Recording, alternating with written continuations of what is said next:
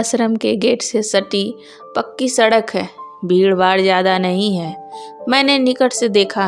दादी माँ सफ़ेद पट्टेदार धोती पहने हुए वृद्धाश्रम के गेट का सहारा लिए खड़ी हैं।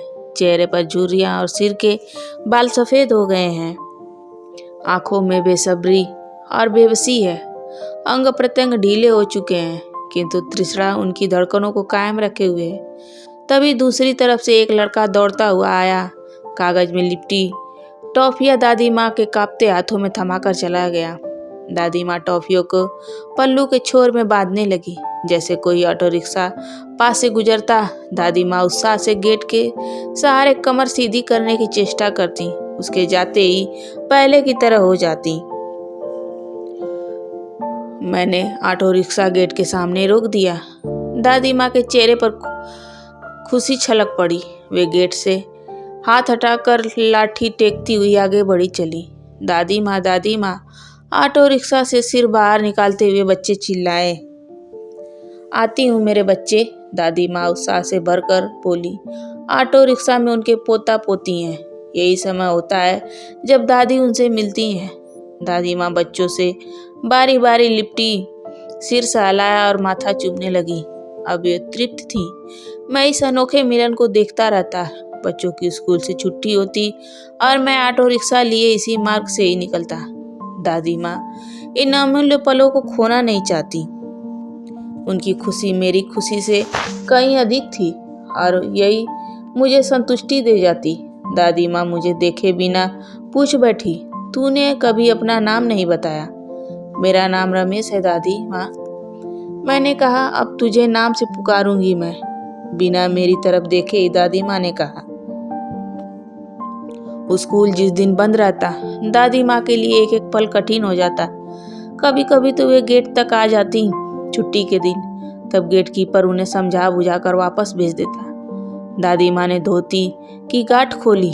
याददाश्त कमजोर हो चली थी, लेकिन रोज 10 रुपए की टॉफियाँ खरीदना नहीं भूलती।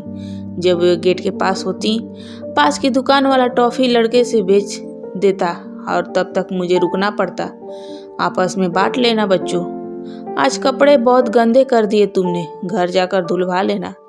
दादी माँ के पोपले मुंह से आवाज निकली और तरलता से आंखें भीग गईं। मैं मुस्कुराया। अब चलूँ दादी माँ, बच्चों को छोड़ना है। हाँ बेटा, शायद पिछले जन्म में कोई नेक काम किया होगा मैंने, तभी तू इतना ध्यान रखता है। कहते हुए दादी माँ ने मेरे सिर पर स्नेह से हाथ फेर लिया। कौन सा पिछला जन्म दादी माँ, सब कुछ तो यही है। मैं मुस्कुराया। दादी माँ की आंखों में घुमड़ते आंसू कोरों तक आ गए। उन्होंने पल्लू से आंखें पोंछ डाली। रास्ते भर मैं सोचता रहा कि इन बेचारी के जीवन में कौन सा तूफान आया होगा जिसने इन्हें यहाँ लग कर दिया। एक दिन फुर्सत के पलों में मैं दादी माँ के हृदय को टटोलने की चेष्टा करने लगा। मैं था, दादी माँ थी और वृद्धाश्रम। दादी माँ मुझे लेकर लाठी टेकते टेकते वृद्धाश्रम के अपने कमरे में प्रवेश कर गई। भीतर एक लकड़ी का तख्त था जिसमें मोटा सा गद्दा फैला था। उसके ऊपर हल्के रंग की भूरी चादर और एक किया हुआ कंबल।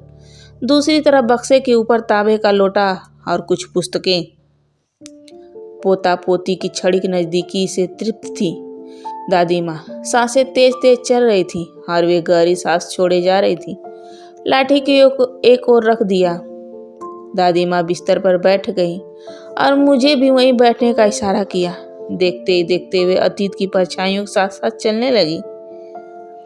पीड़ा की धार सी बह निकली और वे कहती चली गई। कभी मैं घर की बहू थी, माँ बनी, फिर दादी माँ। भरे पूरे संपन्न परिवार की महिला थी। पति के जाते ही सभी चुकने लगा, मान सम्मान और अतीत। बहू घर में लाई, पढ़ी लिखी और अच्छे घर की। मुझे लगा जैसे जीवन में कोई सुख का पौधा पनप गया है। पास पड़ोसी बहू को देखने आते, मैं खुश होकर मिलाती। मैं कहती, चांदनी नाम है इसका, चांद सी बहू ढूंढ कर लाई हूँ बहन। फिर एक परिस्थिति बदली। सोया ज्वालामुखी फटने लगा। बेटा छोटी सी बात पर झिड़क देता, छाती फट सी जाती। मन में उद्वेग कभी घटता तो कभी बढ़ने लगता। खुद को टटोला तो कहीं खोट नहीं मिला अपने में। इंसान बूढ़ा हो जाता है, लेकिन लालसा बूढ़ी नहीं होती।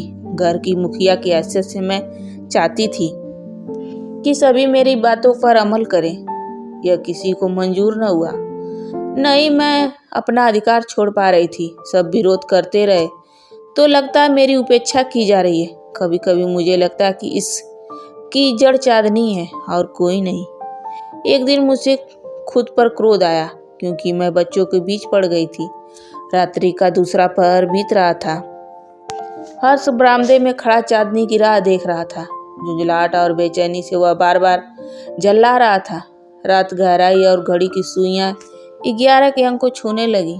तभी एक कार घर के सामने आकर रुकी। चांदनी जब बाहर निकली तब सांस में सांस आई। ओह कितनी देर कर दी, मुझे तो टेंशन हो गई थी। हर सिर झपटते हुए बोला था। चांदनी बता रही थी कि देर से आने का कारण जिसे मैं समझ नहीं पाई थी। यह ठीक है, लेकिन फोन कर देती। तुम्हारा फोन स्विच ऑफ आ रहा था। हर्ष फीके स्वर में बोला। इतने लोगों के बीच कैसे फोन करती? अब आ गई हूं ना, कहकर चांदनी भीतर जाने लगी थी। मुझसे रहा नहीं गया। मैंने इतना ही कहा कि इतनी रात बाहर रहना भले घर की बहुओं को शोभा नहीं देता और न ही मुझे पसंद है। देखते देखते तूफान खड़ा हो गया। चांदनी उठकर अपने कमरे में चली गई। हर्ष भी उस पर बड़बड़ाता रहा और दोनों ने कुछ नहीं खाया।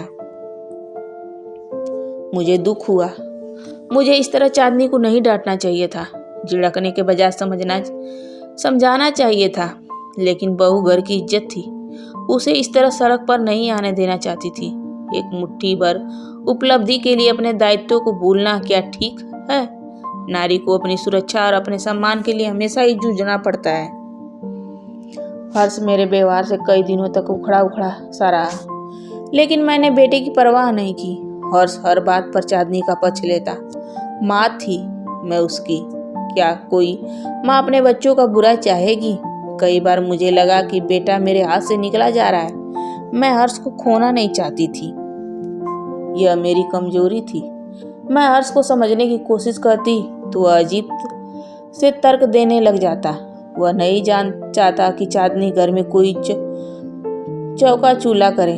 घर के लिए भाई रखना चाहता था वह, जो मुझे ना पसंद था। मैं साफ सफाई पसंद थी, जबकि सभी अस्त व्यस्त रहने के आदी थे। मूर्खी थी मैं कि बच्चों के आगे जो जी में आता बक देती। कभी धैर्य से मैंने नहीं सोचा कि सामंजस्य किसे कहते हैं। चांदनी भी कई दिनों तक गुमसुम रही। बहू बेटा भी मेरे विरोध में खड़े दिखाई देने लगे। एक दिन चांदनी खाना रखकर मेरे सामने बैठ गई। खाना उठाते ही मेरे मुंह से न चाहकर भी अनासय छूट गया। तुम्हारे मायके वालों ने कुछ सिखाया ही नहीं, भूखी मर जाती है खाना देखकर। चांदनी का मुंह उतर गया, लेकिन कुछ न बोली। आज सोचती हूँ कि मैंने क्यों बहू का दिल दुखाया हर बार। क्यों मेरे मुंह से ऐसे कड़वे बोल निकल जाते थे। अब उसका दंड भुगत रही हूँ। आज पश्चाताप में जल रही हूँ। बहुत पीड़ा होती है बेटा। दादी माँ रो आंसू हो गई। जो हुआ सो हुआ दादी माँ। इंसान है, सभी से कुछ गलतियां हो जाती हैं जीवन में। मैंने अपने नजरिया पेश किया। दादी आगे कहने लगी। हर्ष को भी न जाने क्या हुआ, वो मुझसे दूर दूर होता रहा। न जाने मुझसे क्या चूक हो रही थी, वह मैं तब न समझ सकी। एक स्त्री होने की वेदना, उस पर वैधव्य विकट परिस्थिति भी मेरे लिए लगता था कि मैं दुनिया में अकेली हूँ और सभी से बहुत दूर हो चुकी हूँ। कुछ सालों बाद चांदनी की गोद भर गई। बड़ा संतोष हुआ कि शायद बची खुशी जिंदगी में खुशी आई है। कुछ माह बीते। चांदनी का समय क्लिनिकों में व्यतीत होता है या फिर अपने कमरे में। चांदनी की छोटी बहन नीना आ गई। नीना सारा दिन कमरे में ही गुजार देती। देर तक सोना, देर तक बतियाते रहना। घर का काफी काम बाई की जिम्मे में सौंप दिया गया। एक दिन हर्ष ऑफिस से जल्दी आया और सीधे रसोई में जाकर डिनर बनाने लगा। इतना में नीना रसोई में आ गई। अरे अरे जीजू, यह क्या हो रहा है? मुझसे कह दिया होता। मुझसे रहा नहीं गया, सो बोल पड़ी कि इंसान में समझ हो तो बोलना जरूरी नहीं होता। हर्ष का पारा चढ़ गया और देर तक मुझ पर चीखता चिल्लाता रहा। खाना पकाना, कपड़े धोना और छोटे मोटे काम बाई के जिम्मे सबको सभी निश्चित थे। मेरे होने न होने से क्या फर्क पड़ता, बाई व्यवहार की अच्छी थी, मेरा भी ख्याल रखने लगी। न जाने क्यों मैं सारी भड़ास बाई पर ही निकाल देती। तंग आकर एक दिन बाई ने काम ही छोड़ दिया। मेरे पास संयम नाम की चीज ही नहीं थी और चांदनी व हर्ष के लिए यह मुश्किल घड़ी थी। यह अब समझ रही हूँ। समय बीता और चांदनी ने जुड़वा बच्चों को जन्म दिया। बहुत खुशी हुई। जीने की आस बलवती हो गई। चांदनी की बहन नीना कब तक रहती, वह भी चली गई। इस बीच एक आया रख ली गई। बिस्तर गीला है तो आया, दूध की दरकार है तो आया। हर्ष जब घर में होता तो बच्चों की देखभाल में सारा दिन गुजार देता। ऑफिस का तनाव, घर की जिम्मेदारी हर्ष को चिड़चिड़ा बना दिया। हर्ष मेरे सामने छोटी छोटी बात पर भड़क उठता। नोकझोंक और तकरार में 3 वर्ष बीत गए। मुझसे रहा नहीं गया। एक दिन मैंने बहू से कह ही दिया कि वह बच्चों को खुद संभाले। दूसरे पर निर्भर होना ठीक नहीं। हमारे जमाने में यह सब कुछ कहाँ था, सब खुद ही करना पड़ता था। जब पता लगा कि चांदनी का स्वास्थ्य कई दिनों से खराब है तो मुझे दुख हुआ। वह इस बात से दुख हुआ कि किसी ने मुझे नहीं बताया। क्या मैं सबके लिए पराई हो गई थी? पराये होने का एहसास तब हुआ जब एक दिन हर्ष ने मुझे ऐसा आघात दिया जिसे सुनकर मैं तड़प गई थी। वह था वृद्धाश्रम में रहने का। उस दिन हर्ष मेरे पास आकर बैठ गया और बोला, माँ, तुम्हें यहाँ न आराम है और न ही मन की शांति। मैं चाहता हूँ कि तुम वृद्धाश्रम में सुख शांति से रहो। मेरी आंखें फटी की फटी रह गई थी। मैं जिस मुगालते में थी वह एक फरेब निकला। संभावनाओं की घनी तह मेरे आंखों से उतर गई। कैसे मैंने अपने आप को संभाला यह मैं ही जानती हूँ। बेचारे किसी को भला और बुरा बनाते हैं। मेरे विचार व्यवहार बेटा बहू को रास नहीं आए। मुझे वृद्धाश्रम में छोड़ दिया गया। महीनों तक मैं बिन पानी की मछली सी तड़पती रही। आंसू तो कब के सूख चुके थे।